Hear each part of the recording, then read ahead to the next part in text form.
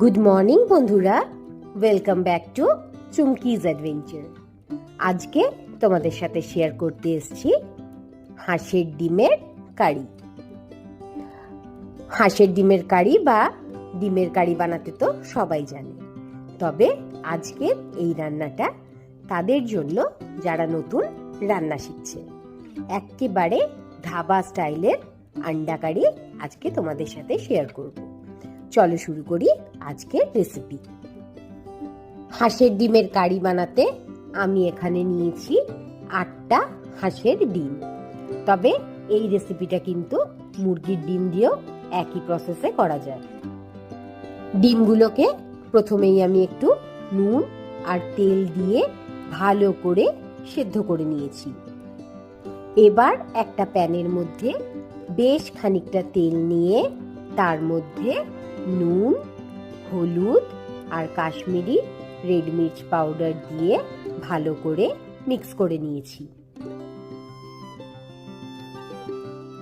ওই তেলটার মধ্যেই সেদ্ধ করে রাখা ডিমগুলোকে সাবধানে একে একে করে দিয়ে এপিট ওপিট করে লাল করে ভেজে নিয়েছি।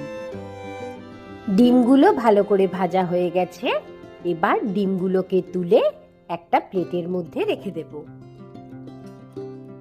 এবার তেলের মধ্যে দেব 1 চামচ জিরে, একটা তেজপাতা, 2টো শুকনো লঙ্কা, একটা বড় কালো এলাচ, 1/2 ইঞ্চি দারচিনি স্টিক, 4টে গ্রিন কার্ডামম, লবঙ্গ আর গোলমরিচ। মশলাটাকে তেলের মধ্যে একটু নাড়াচাড়া করে নেব যতক্ষণ না একটা সুন্দর অ্যারোমা বের হয়। তেল থেকে একটা সুন্দর অ্যারোমা বেরোচ্ছে। এই সময় এর মধ্যে অ্যাড করলাম একটা বড় সাইজের চপ করে রাখা পেঁয়াজ। পেঁয়াজটাকে ভালো করে ভেজে নিতে হবে। পেঁয়াজটা ভালো করে ভাজা হয়ে গেছে। এবার এর মধ্যে অ্যাড করলাম একটা বড় সাইজের পেঁয়াজ বাটা। পেঁয়াজ বাটাটাকেও ভালো করে ফ্রাই করে নিতে হবে যতক্ষণ না পেঁয়াজের মিষ্টতাটা তেলের মধ্যে চলে আসে। এবার এর মধ্যে অ্যাড করলাম আদা বাটা আর রসুন বাটা। আদা বাটা আর রসুন বাটাটাকেও ভালো করে ফ্রাই করে নিতে হবে কাঁচা গন্ধটা যাওয়া অবধি। মশলা খুব ভালো করে কষানো হয়ে গেছে। এবার এর মধ্যে অ্যাড করলাম 2টো মিডিয়াম সাইজের টমেটো পেস্ট। টমেটোটাকেও ভালো করে কুক করে নেব টমেটোটার রনেসটা যাওয়া অবধি। টমেটোটা একটু কষানো হয়ে গেছে।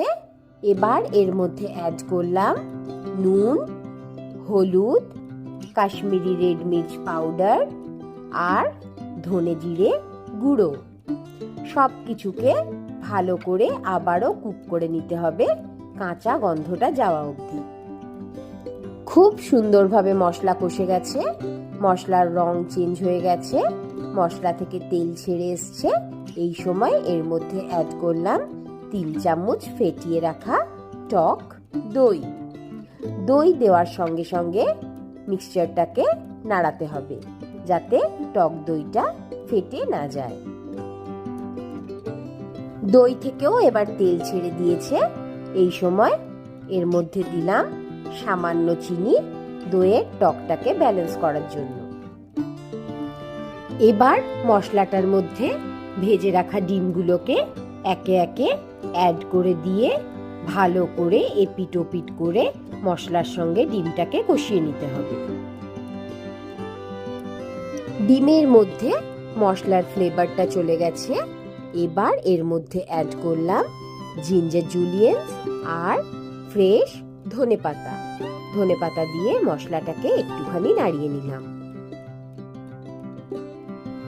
একদম নামাবার আগে এর মধ্যে অ্যাড করলাম সামান্য গরম মশলা আর কাসুরি মেথি। ভালো করে সবকিছুকে মিক্স করে নিলাম।